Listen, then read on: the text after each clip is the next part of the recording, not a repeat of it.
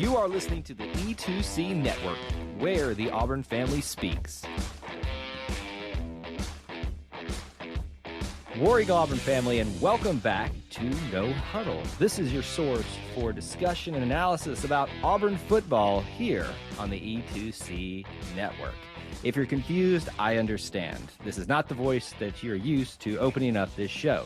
And you're probably like, thank goodness it's not, so when is this episode going to be over? It is I, the editor for the network, Kyle Loomis, deciding, or actually being asked, to step in and try to give some semblance of commentary that makes sense on Auburn football in pre-season practice, in the fall practice, and just have a little fun here on the No Huddle show. But of course, don't be dismayed. It's not just me doing this thing and yammering on for 30 to 45 to however long we're here. I've also got a name and a face and a voice that you're familiar with, Mr. Jared Davis. Jared, welcome. Thanks for having me, War Eagle. Yeah, I think we're running like a 2-quarterback system right now. So AJ kind of got us down in the red zone, and we're bringing you in to work your specialty, see if we can score a touchdown here. Let me just take a second. I love that you said that, because AJ will understand this, and some of the people that I know still listen to the show will understand this about. We had a flag football league in Auburn when we were there and played recreational. Obviously, it's, you got to pull the flags and all that stuff, and it's 7-on-7 type of stuff. Yeah, did you have that, Jared, when you were at Auburn? I did. Yes, sir. Okay. I couldn't remember how, you're not much older than me, but. Yeah, let's don't talk about how old I am, but we had to ride in on horse and wagon, but we did have we did have flag football.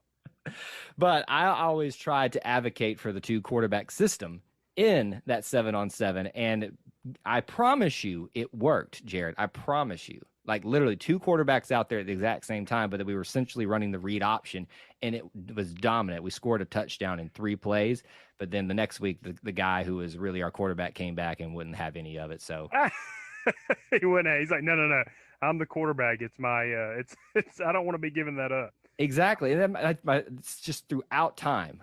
This circle of friends, especially those that I ran in with AJ, they'll dog me and say, "Yeah, Kyle was all about that 2-quarterback system. Didn't really last, but y'all never gave it a chance." Just give it a chance. Give it a chance. I think in flag football, and sometimes in real football, in flag football, I agree with you. I think that having that option there is almost unstoppable. Well, here's the thing. Let me just paint the picture for you quick. I know people are here. Why are we talking about this? Let's talk about Auburn football. This is somewhat related because it was at Auburn and it was football. So it's related. So just deal with it. Deal with it, folks. Anyway, this is how it worked. Obviously, you have your center and your 2 linemen that you typically have in flag football. The quarterbacks, no one is behind center. They are off to the side behind center. The center had to snap to the left or to the right. Imagine that. Had to kind of get that down pat.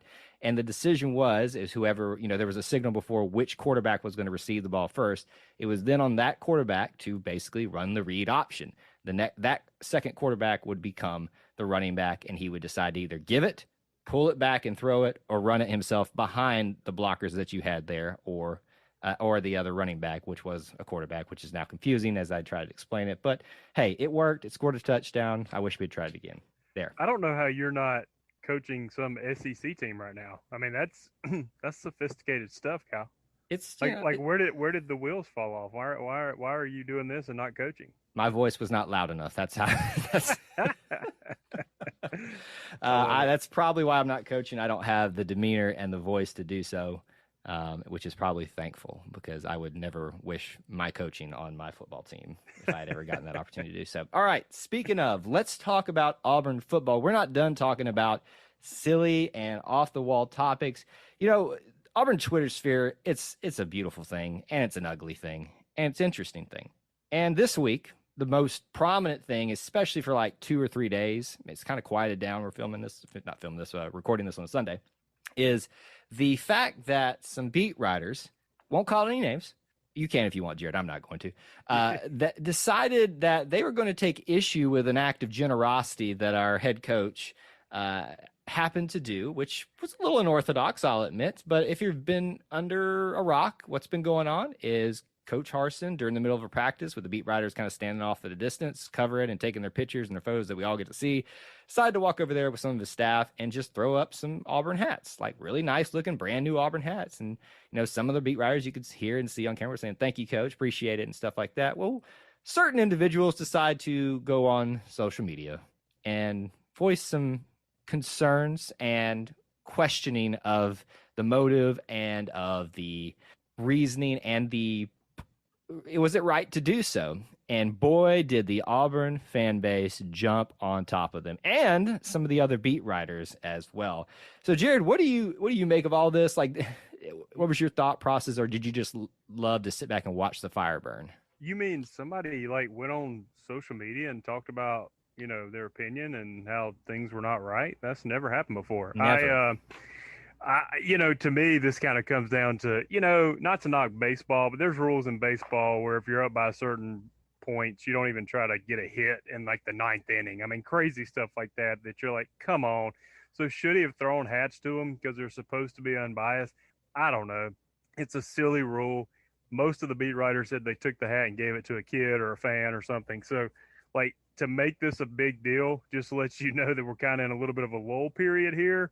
They need to get clicks, and so they turned it into a big deal, in my opinion, because I don't know if it's an unwritten rule or not, but even if it is, literally just turn around and hand the hat to someone else, or don't catch it. Maybe he's like, hey, I was putting those in the bleachers. You happen to just be in the way. So, to me, it's crazy, but it gives us something to talk about because we got about 3 more weeks until we start talking about the real thing. So, right. I'm kind of indifferent, kind of sat back and watched it, but what were your thoughts on it? Listen, I agree with you. I preach this here on this podcast network, on our YouTube channel, and when I'm just out in public talking to people. I think people forget that people who are involved in media, their job is to get you to click, to get you to watch, to get you to view, to read, all that stuff. I'm saying that as someone right here who I want you to click on a link to listen to our podcast or watch our video. I'm saying that, admitting that right now. So sometimes I try not to do it, and we try not to do it here to, have methods to try to get you to click and not have you see something or hear something that you weren't expecting and stuff like that. But the whole point is to stir things up, stir conversations, and get it going.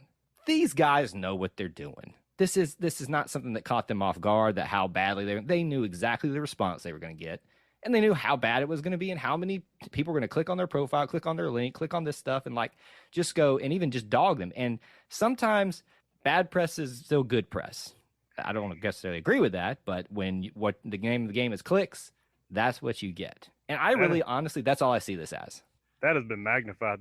Any press is good press has just been magnified with social media, because literally you will see the craziest headlines and craziest articles written, and it's literally just to get people to click on it. I mean, because it's not true journalism, and I'm not knocking it. I don't even know the person that did this, but to get upset about that, if they truly were upset, I have an issue with that. If they were doing it just to get clicks, that frustrates me, but at least we all know the game.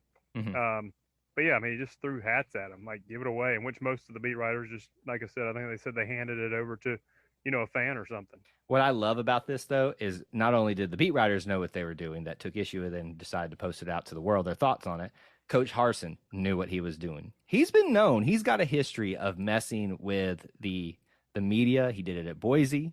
He's kind of not had big moments here yet at Auburn, but even when his first press conference, he was asked about Oklahoma and Texas, he looks at the guy and says, when's that happening again? Yeah. And then just kind of says, well, we're not focused on that. We're not focused on that right now. And you could see he was being like, he wanted to just lay into him. And he just said, I can't do that yet. I've only been here 6 months, however many 8 months. I need to settle down. So, these guys, it's a part of their contracts. Essentially, they have to kind of, get along with the media and do interviews. But some guys are very savvy and kind of ruffling the media's feathers and still doing everything they're supposed to do. And I could see him becoming that guy, which to me is kind of fun. I mean, it's like, all right, nothing rude. He can kind of mess with them back. And it's a tough job they have, man. I mean, they're getting paid a lot of money, but those, when things don't go right, those journalists don't give them any slack. And, some things get kind of personal almost. So I think he's going to be somebody that's going to have fun with the media. I think you're right. I think it was calculated. And, at the end of the day, it was kind of lighthearted. And think about it, too. I mean, this is a scenario where Coach Harsin, no matter what they do, doesn't come off looking bad. Either he's generous or they're making a big deal out of nothing, because it's as simple as that. If you can't accept it or you feel bad accepting it, give it away or just leave it there on the bleachers. You don't have to go post about it. you do if you want clicks, and that's what's happened here. That's just my opinion. We seem like we kind of are on the same wavelength on that. So it was fun for a little bit just to see how savage the Twitter sphere usually gets with stuff like this, and it was good entertainment in what can be a very slow time period in fall practice. Because let's be honest, I mean, once you get over that initial first week, that initial couple of press conferences, it's kind of the same old, same old. And I think that's pretty much the case so far from what you found as well, Jared. Absolutely. I mean, there are some places I think that throw out keys to Dodge Chargers. So, throwing out hats. Throwing out hats is very not a big price tag on it, and yeah, so it gives us something to talk about. So I'm definitely ready for real football, real breakdown of games.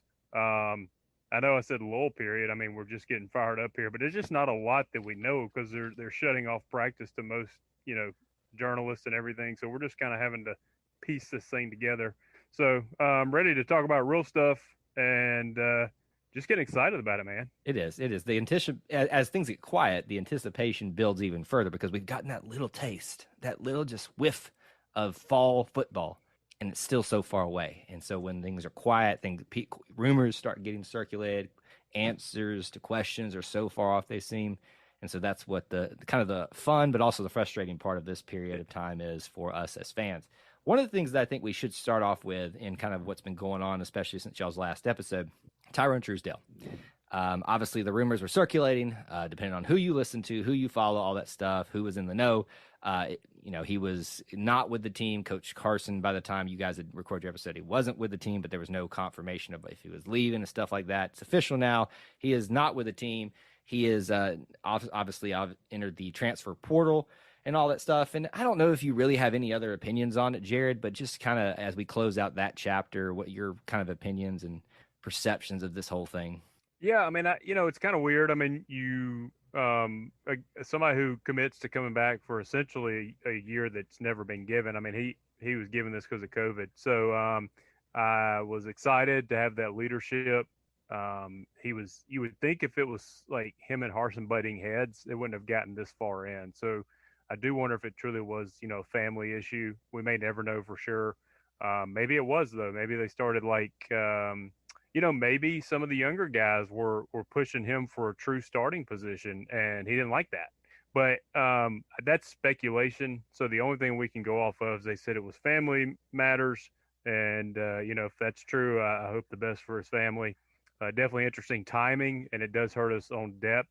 But luckily, we loaded up in the transfer portal on defense, so hopefully we can quickly find somebody to fill that spot.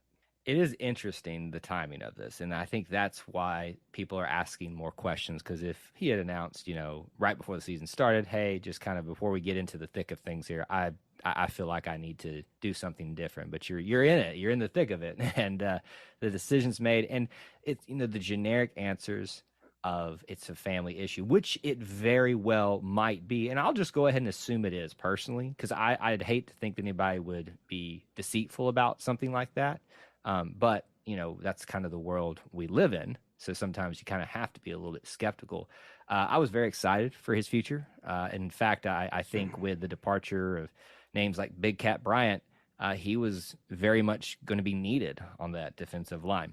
And I was honestly very worried coming into this week after that had happened. And then, I started really kind of sitting back, looking at the depth chart and kind of listening to what the coaches were saying. And I'm still concerned. But I think I feel better today than I did after the initial announcement, no longer part of the team, entering the transfer portal. So do you feel still pretty comfortable about where we stay at defensive line? Yeah, I mean, I know names of guys, and I'm terrible with schematics and knowing exactly if they're like a defensive tackle or defensive end. So, but somebody like even JJ Pegues who moved over. I mean, he's a big body, so I don't know exactly if they would be in a similar spot. But me and AJ were talking about that might give that. JJ might have or Pegues might have had to stay behind Truesdale if so, and this has vaulted him into, hey, we need you now. So you never know what that opportunity is going to allow for these players.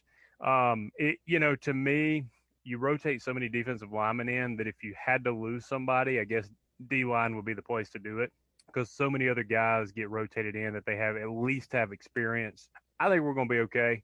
Maybe I'm being a little, too optimistic. I think I think the true, strength of our defense is going to be our linebackers and secondary. So, at the end of the day, Truesdale was really good. He had a lot of leadership and seniority. But I don't think it's like the wheels fell off by losing him Right. personally. And I think some of the things you said there, I'm just kind of processing this in my head too, that I'm pointing out. And this is actually referencing some names that were called out by Coach Mason during his initial press conference for fall practice. He obviously, TD Moultrie is a big name for us that we're all familiar with. Iku, the transfer. And then Derek Hall, he really called out Derek Hall in a good way and said how much he's impressed him this year. So, the cupboard is not bare. And I think the perspective for me that I'm trying to take on this in my initial fear of the loss of Truesdale was knowing that was initially the spot, the group that I was a little bit more concerned about. But when you think about it, our linebackers, as you said, they're known for their tackling. I mean, Zacoby McClain got shafted in terms of SEC Player of the Year, leading the SEC by far in tackles. I don't know how that happened. Ricochet Rabbit, and he's got a couple interceptions to his name as well. You've also got this deep, full, just can we just talk about this here? I've said it on the live shows before. One thing people will never take away from Coach Malzahn was his ability to recruit, develop, and build a culture of defensive backs. Isn't that odd? Like, how odd is that? Like, I never would have associated Coach Malzahn and defensive backs. That is just kind of the weirdest thing to me. I mean, how do you feel about that? Yeah, and we kind of quietly do it. I mean, we have several guys in the NFL right now that you forget about. I mean, we had two win a Super Bowl, last year. So I agree with you. I don't really know, and to be honest with you, not to spend talking about Gus, but we did. There was almost a shift of like, all right, we're going more conservative on offense, and we started really developing our players on defense. And yeah, the secondary was one that kind of secretly did really well. A lot of them got drafted in like the third or fourth round and went in the NFL and did really well. So I think we're okay there, and we've added a lot. We added that guy from West Virginia on the secondary. I mean, we've added, I think, correct me if I'm wrong, on the line, we added a guy from UAB. We added a guy from Tony Fair. We added a guy from Kansas, I believe. We obviously added a guy from Northwestern, the first one that signed with us, I think, after that opened up. So we got some people there. We got some spots. We got some bodies we can put out. And we brought in a 4-star, that guy that was committed, I think, to Tennessee. They eventually let him loose. He was able to get out of that national letter of intent, came to us. He's a 4-star defensive guy, if I'm not mistaken. So there's talent there, but you hate to lose a guy like Truesdale. I mean, there's no doubt you hate to lose him. I just don't think that's not like losing Tank Bixby. Yeah. And I think the thing that and kind of to round out that part of the discussion, my concern for the defensive line is not so much talent. It's not so much even depth, so to speak. I think it's obviously been hurt a little bit by the loss of Big Cat and now Truesdale and some others. But I don't think we're going to hurt in technically stopping the run game because we've got some pretty big hosses and guys that are sure tacklers behind them in the linebacker core and the defensive backfield. My concern is the pass rush. And with everybody shifting to this, very pro style offense, RPO, who knows what the next buzzword will be this year. I don't know what they'll pick up on and have us all like regurgitating every single time we talk about this thing. That's my one concern, is the ability to pass rush. And I think any deficiencies that we have in the run defense can be made up somewhat by what we have backing them up. And I just don't want to put our defensive backs, especially in more situations than they have to be, since they're very good at helping with the run game and that nature. So kind of where I'm thinking at. But I love that JJ Pegues is starting to get more talk again. Even Coach that's offense. Coach Mason talked a lot about him not getting frustrated with himself, because I think he expects so much of himself. So the fact that JJ Pegues is again being talked about, I mean, I'm of the opinion that if you have a talent like that, you need to find a way to get him on the field. So would you rather them just throw JJ Pegues out there, even if he's technically not ready, just to see what he can do? Well, yeah, but I'm a simple-minded. That guy's got talent. Put him out there.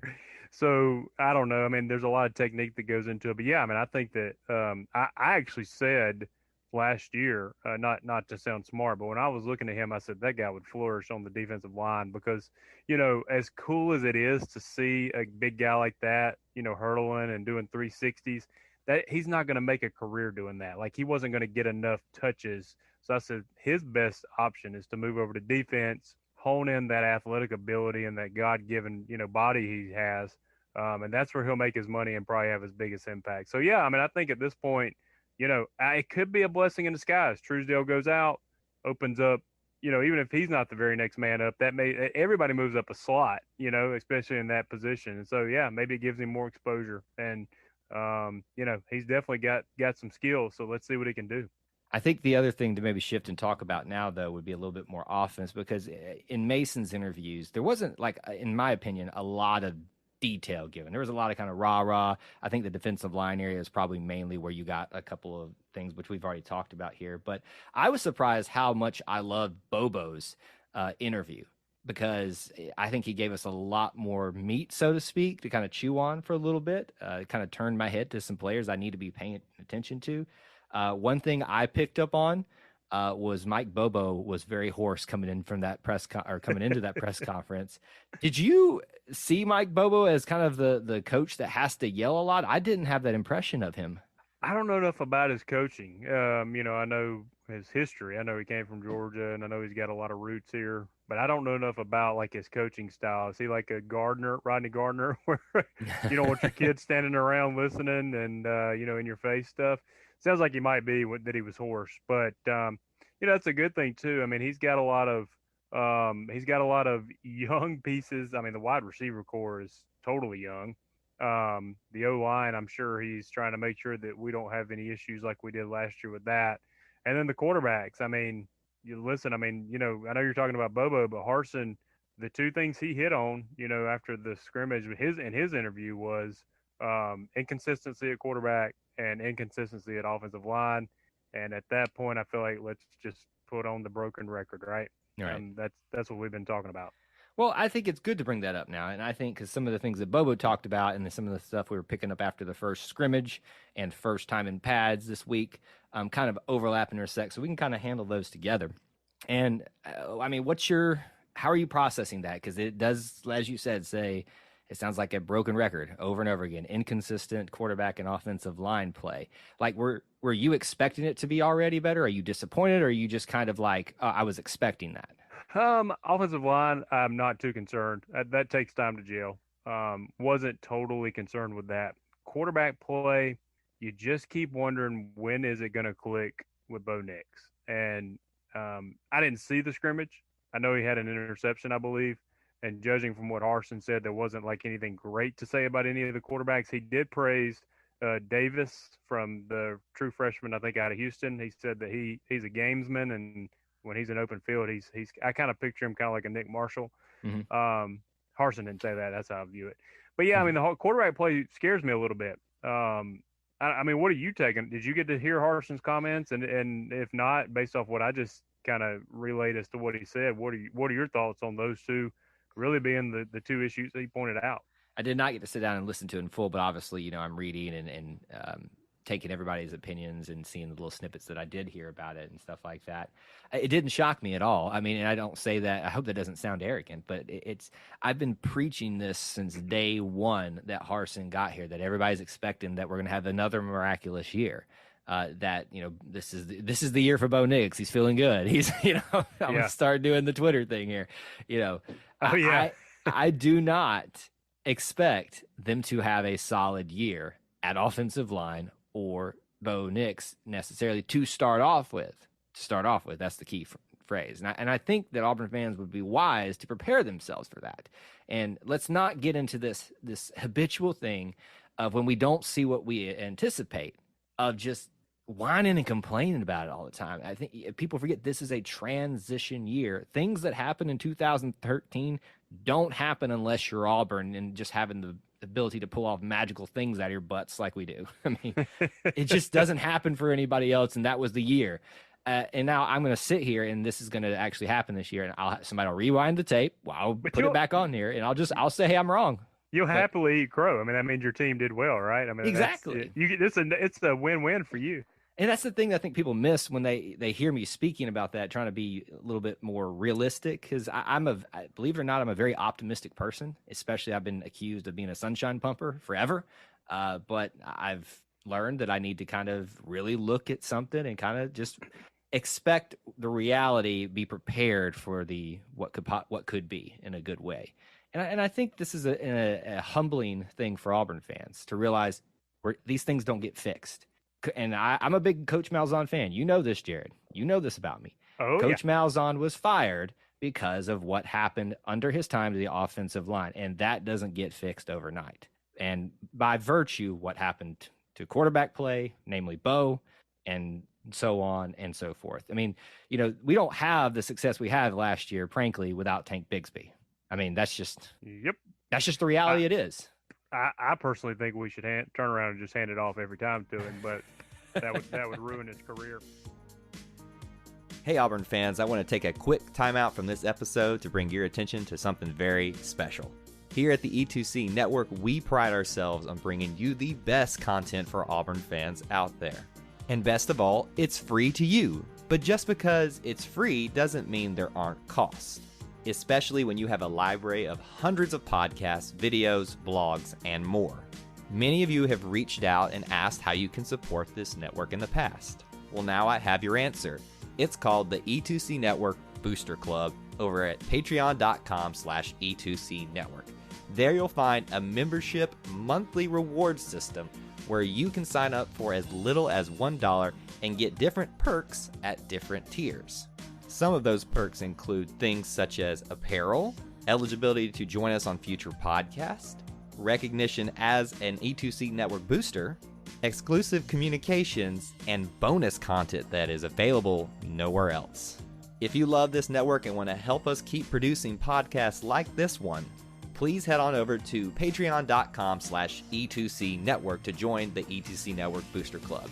You can also get there by going to our website, e2cnetwork.com/support.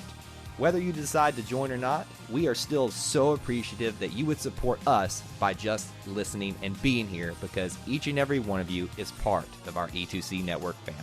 Well, that's it. Timeout's over. Let's get back into the episode. I will say this. So I was able to, somebody put together some pics of just them throwing, routes. And so they went, there was like 3 in a row, like, Bo went, TJ Finley went, and then Davis went, and they threw the same route. And I'm not trying to create any kind of, anything, because I actually like Bo Nix a lot. And I think the ceiling is a lot higher. Finley looked more crisp. I mean, in the pictures, and they weren't fancy routes. There was nothing, crazy about them, but every route I watched about 10 different reps that they did, and they each one did the rep. Davis is the least polished, and I think that's to be expected. Obviously, yeah. TJ looked more polished, but I said that early on. I said, look, I think TJ is a really good. I think he could be more of a game manager. I think he is pretty accurate. I just don't think his ceiling. He's not going to make the Pat Mahomes type throw that Bo can make. But the problem is Bo can't make the simple throws. Is his main issue as of late. Now he may fix that. Right. I think the thing that you need to kind of when you're talking about Bo and those issues, because I agree, I think the simple things have become the hard things, and that's by virtue of what he's gone through, but also the offense has gone through over the last, and I'll say even Coach Malzahn's last year, and 2 years for that matter, and how everybody was affected by last year and the weirdness of it and all that kind of stuff. I really think I'm trying to, this is like the caution flag in NASCAR. Hey, everybody, just be aware there's some hurdles ahead. Doesn't mean you can't get through it. Doesn't mean you're not going to win the race, but just be ready. This is not going to be that easy. This is not 2013. That's all I'm doing.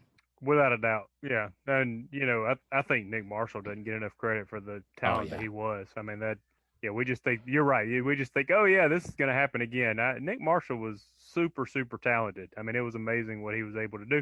And he fit Gus's, if Gus had offensive linemen, I mean, he would have won multiple championships because that you couldn't stop what that was doing. But that's another discussion. But I think you were kind of hinting at this too, and I want to be clear. I like Bo Nix, I really do. A lot of Bo's issues with timing and the simple routes is he hasn't had time. Right. So, and another problem with him is he's a gamer. Like, he is going to sacrifice his body. And so if he felt like, hey, instead of staying in the pocket when it might be there if he waits one more second, he has no issues with rolling out and trying to get it with his body. And so I think Bobo and them are going to hone that in a little bit. I think they're going to say, hey, look, try to trust the line. You're not always it's not always gonna work, but just you gotta do you can't play football not trusting it. Exactly. And so, and that's on the offensive line coach to get that right. It is. It absolutely is. And it's also on Bo as well. Bo's got to learn to trust again. And I understand you have not been given a lot of reasons to trust that offensive line, but at some point you got to. And, it's going to take a few probably very frustrating situations this year, I think, for that to get ironed out. But, remember what happened in LSU in 2013. And let me be clear. I'm not saying 2013 is going to happen. You were getting the fan base really pumped here. Let me just everybody calm down. Everybody, hey, calm down. Everybody, this is like old school. Everybody, calm down. Yeah. I'm the only one freaking out. So, yeah. Just you don't know what is the moment, the game, the situation that makes it click and makes it, oh, we can do this, or we can have a very successful season with some deficiencies that we have. So everybody just buckle up. It hurts a little bit to say that because that was Coach Malzahn's, it's this little thing. But anyway, all right, enough about that. I want to talk about things that are exciting. And this is something you and I both picked up on from Harsin's, some of his press conferences, and even Bobo mentioned this as well in his first press conferences, was wide receivers. So what are you hearing? What are you liking about what you're picking up from wide receiver play in fall practice? Isn't it weird? One of the things that is your biggest question mark coming in and really had not had anything good said about them is now potentially the strength of your offense. I mean, Bobo and Harsin are both talking about how the receivers are just light years ahead of where they were, in summer practice. And specifically in this practice, Xavier Capers and Elijah Canyon got praise, and they both had a touchdown. And I think he's just going to be a stud. Xavier has the most experience, believe it or not. He had a couple of catches last year. So and we got the true freshman who has, people are like Cole Kubelik and them are saying he could be a breakout star. You got the guy that just transferred in from Georgia. They said he's getting acclimated and had some good routes. So that group, it was never a problem of talent. It was just experience. And apparently they looked totally different because they were not being praised after summer camp. And they are really the lone bright spot. They're not talking about tanking them, but you don't really have to. Right. Outside of that, they're the bright spot of the offense is what I'm hearing. What are your thoughts on after listening to the comments? Well, here's what everyone needs to take. I'm taking my own advice here. Everybody needs to calm down and just wait a second. Because here I go on our YouTube channel and I'm like, it would be fun to do. Let's rank the wide receivers. Everybody's talking about it. Let's say, because the big question is a lot of talent. Nobody knows what it's going to look like, though. Is it going to be put together? Well, lo and behold, the day after you do that, and you just put Tavares Dawson, the freshman, in your honorable mentions not because you don't think he's not going to be good. I even call him in that video the future of Auburn football in terms of wide receiver play. But apparently, he's turning some heads, and apparently, you should be expecting him to be seen this year. I'm not saying like starting. I'm not saying significant time. But here I went in one moment from expecting Dawson, you might see him just so he can get the 5 or 4 games that you can still retain your eligibility for and then still redshirt. I was expecting to see basically everybody then, unless you're hurt. Now I'm kind of questioning, is he worked himself into a rotation where he sees game time every game? I don't know. It's just the big takeaway for me that Bobo brought it up, and now you're not only hearing all the wide receivers are stepping up, but Dawson as well. I think the other big thing too, and the thing that I'm excited for, but I don't know how excited I should be, Demetrius Robinson's on campus officially. Like, How does that make you feel? Do you really think he's going to make that much of a difference? Like, are you just happy to have another body with some experience? Like, what's your take on that? Yeah, I mean, I don't know much about him. I mean, other than I keep going back to his Cal stats. I mean, he was a true freshman All-American there. I think at the end of the day, he's going to be. You got to have a safety net. I mean, you got to have that. All right, it's 3rd and 5, and if my number one read is not there, I got to have a guy that I know is going to know his route and be there that I can trust. And that really just comes with time and age of the receiver. I think he's going to be that guy. I think he's going to be the guy that's going to keep drives alive. I don't know how flashy he is. Maybe that's his thing, but I get the gut feeling that he's going to be the guy that we can rely on, or Bo or TJ can rely on and keep a drive alive and know his route. And that just comes with experience.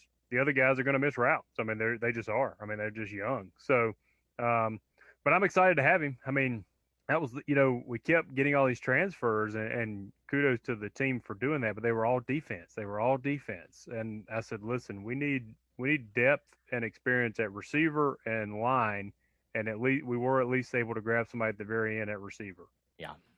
I think for me, experience is everything, especially SEC experience. And I know he's, spent a lot of time at Cal, and then he had his year at Georgia, and now he'll be here. But you've got experience, but SEC experience, that can't be understated. It's the reason why I haven't written TJ Finley off as a potential starter at quarterback. I way believe Bo is going to be the guy and will be the guy for the foreseeable future. But I can't count him out simply from SEC experience, because you've seen the speed, you've seen the rush, you felt what it's like to be in those hostile environments. So I would say the same thing for Robertson. Having a guy out there who's probably less easy to rattle, more consistent, more experienced, just to bring it all back around, is invaluable. Now, the trick becomes, does the trend continue, whether it's Jarrett Stidham and Ryan Davis, whether it's Bo and Seth Williams? We can't have Bo or TJ, if that happens, key in on him, and that's your only option. He has to be the safety net and probably might be the leading wide receiver at this point, when we're talking about this at the end of the year. Got to have somebody step up. Is it Capers? Is it Canyon? Because if we have another guy step up on the other side of the field, there's more attention that has to be diverted over there, which means that you can have more opportunities for Robertson, and you don't have to focus on him as your safety net. I guess to round out my thoughts, I want him to be the safety net, but not so much of a safety net that we don't look outside of that net. Does that make sense? Yeah. Oh, yeah, without a doubt. You brought something up that made me, I can't believe we haven't hit on this. So you mentioned TJ Finley could become the starter. What are your thoughts on the comment? They asked the coach, they said, hey, would you consider a 2-quarterback system? And he didn't turn that down. He said, I've done that at Boise before. We're going to evaluate everything. That's obviously a possibility. That's not what we're hoping for, but that's a possibility. To me, it's either one of two things. That's either gamesmanship, and he's trying to keep the quarterbacks, letting them know that they don't have a spot yet, or he truly doesn't know who his starting quarterback is. I think it's both, honestly. And I'm as you were saying that, I underlined in my little notes that I took of this is Bobo's press conference. The second thing I wrote down: still finding our offense identity, and I think they still are. That was 5 days ago from when we're recording this. I really think with the inconsistent quarterback and offensive line play, they're still trying to figure out what this unit's strengths are and how they can play to those to stay away from those weaknesses. Because if they can build off of that, find success there, then they can start working on those weaknesses with a little bit more surety. So to me, a 2-quarterback system should not be ruled out, because you don't know if that's the thing that makes everything click. Who knows?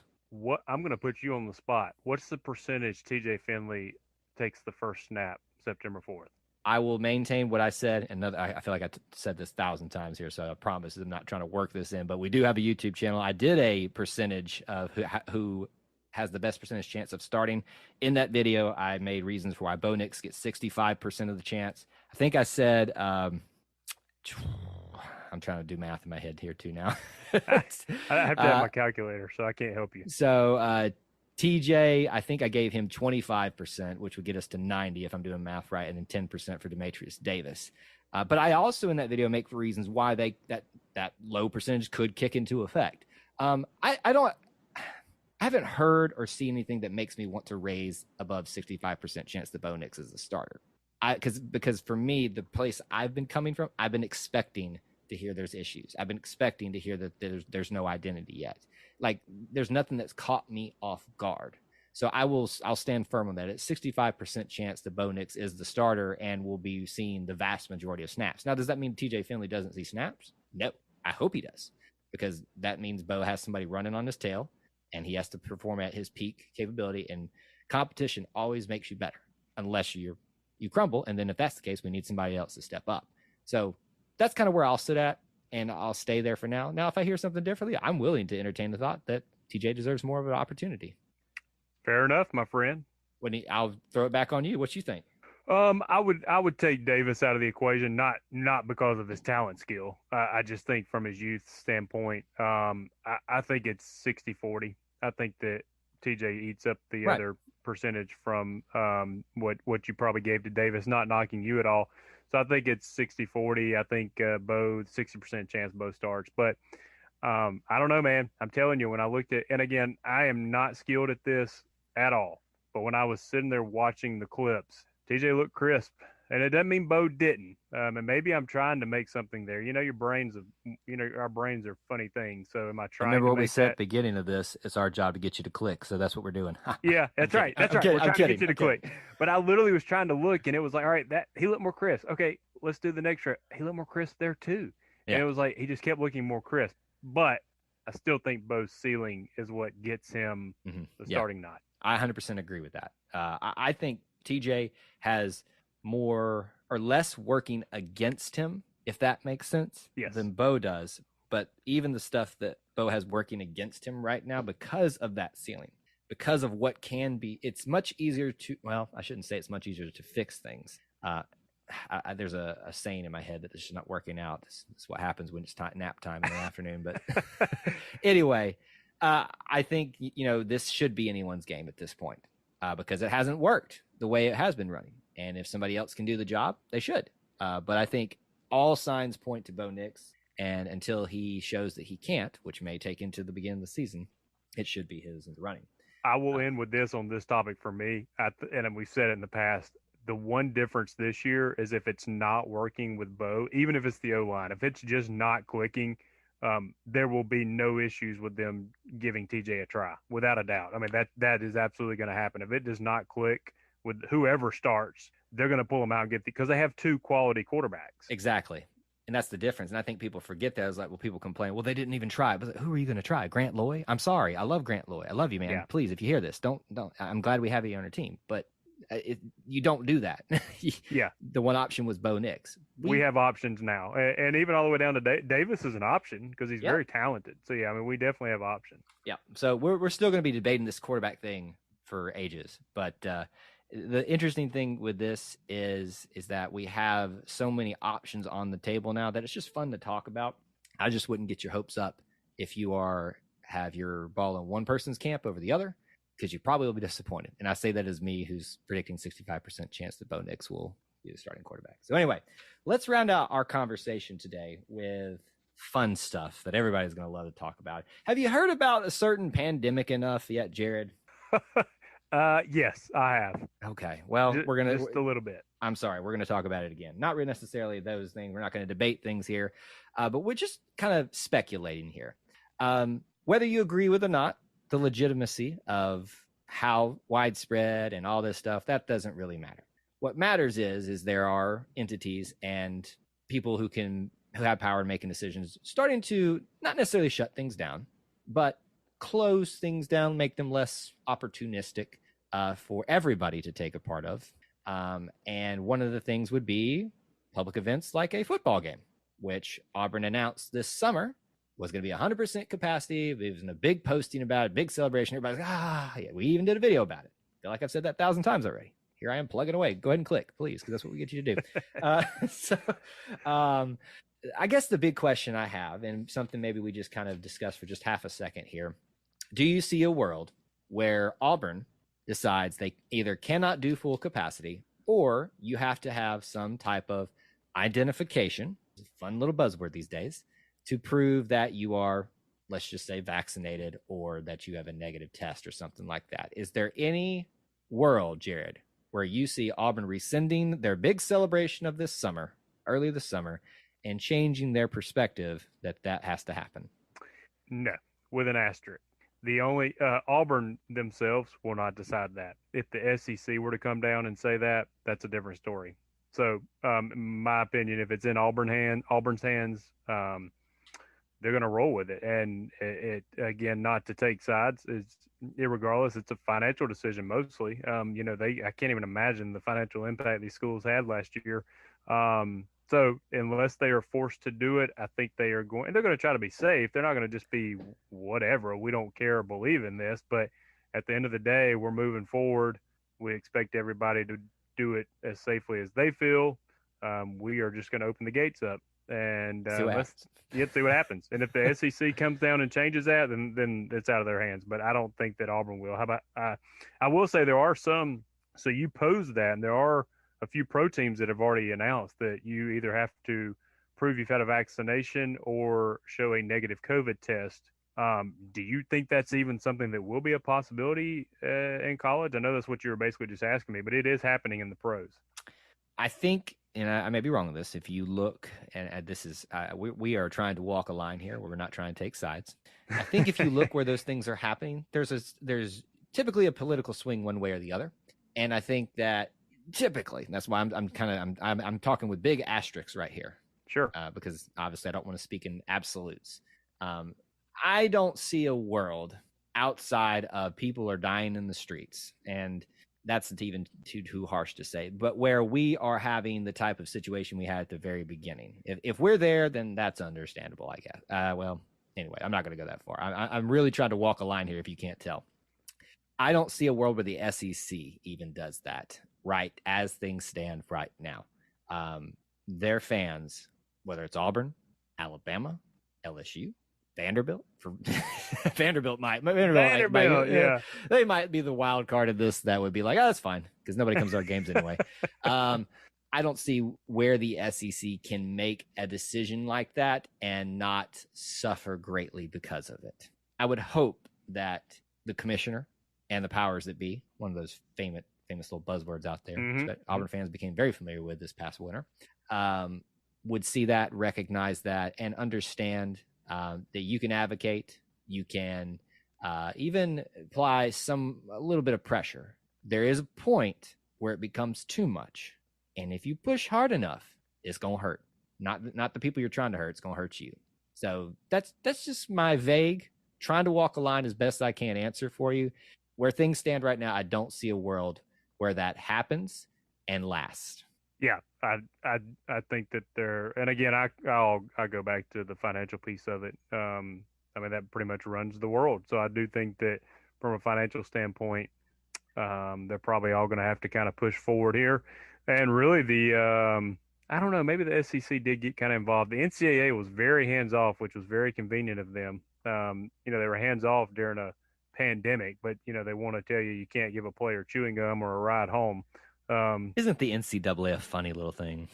Yeah, well, that's a whole other. I could spend 12 podcasts on them, but the NCAA was very hands off. You figure it out. SEC did have some overall guidelines, but at the end of the day, I think you're right. I think they're probably going to open it up, and I hope that everybody does stay safe and healthy, and we can have some football, 12 games at least, and have fun with it. I guess is my final comments on it. What I will say about this, I was so impressed with Commissioner Sankey, the SEC, the powers that be, with their desire to forge ahead with the season. In fact, I think they saved college football last season because everybody remembers the Big Ten had already announced they're not playing. Well, if the SEC is going to play, we certainly have to play. So on with the Big 12, the Pac, and the Pac-12, whatever they are, Pac something. Yeah, they're Pac-12. You're right. Yeah, all the rest of the conferences, pretty much that matter, started playing again because the SEC said we ain't doing this. We can play football, we can limit things, we can take precautions. The science doesn't support shutting everything down, even if it's just players in stadiums that are eerily quiet, like at the Olympics. I am encouraged by what they did at the initial outset of this, and I hope that they would have seen the success of that and forge ahead with this, with not pushing buttons that shouldn't be pushed too hard. So I will even go one step further. Last year, I think baseball saved all sports because baseball started playing, they started having cases, and everybody in media said, you got to shut it down. And baseball said, no. We're going to quarantine the people that had it. We may miss some games, but we're moving forward. And again, I'm not a doctor. I'm not trying to tell anybody what they should and should not be doing. But I think from a sports standpoint, I think baseball saved sports last year because they moved forward and showed a way of making it happen. But you're right. From a college football standpoint, if the SEC would have melted in last year, there would have been no college football. So all of you that love to hate on the SEC, you can thank us now. That's not going to happen. Oh, it's not going to happen. They'll never say it, but they know who they hate us. They know who their daddy is, and they know that daddy saved the day. Anyway, that's getting weird. We're going to stop that right there. That is an interesting way to end the show. We covered a plethora of topics. We talked about hats. We talked about scrimmages. We talked about position battles. And we talked about whether or not we're going to have a normal capacity season, which has already been announced. That is your show for this week. Jared, before we get out of here, where can they find you if they want to talk about more things with you? You can find me on Facebook under my name, Jared Davis. And you can find me on Twitter at TigerEye24, where I will accept hats no matter who they come from and where, unless it's an Alabama hat, which I will immediately burn and throw in the dumpster. Yeah, I would never give a child a hat with that profane stuff on it. I know. That's just, why would you set them on that course? That's just hateful. Grow them up in the way that they should go, and they will not depart. So there you go. We took so many angles in the show. I don't even know where we are at this point. So here we are. This has been the at the end. We made it to the end. We went all over the place. But this is what happens when you bring me on board to a show that I have no place being on board of. So hope you enjoyed this episode. Thank you to Jared for hosting me. And we appreciate you guys listening. War Eagle. War Eagle. Thank you for tuning in to today's episode on the E2C Network. On your way out, I want to remind you to stop by e2cnetwork.com. It's your one-stop shop for all our content across our podcast, YouTube channel, and much more. To stay up to date with us, make sure you're following social media accounts such as Facebook, Twitter, and Instagram. While our content here may always be Auburn sports heavy, if it's orange and blue, it's what we do. War Eagle.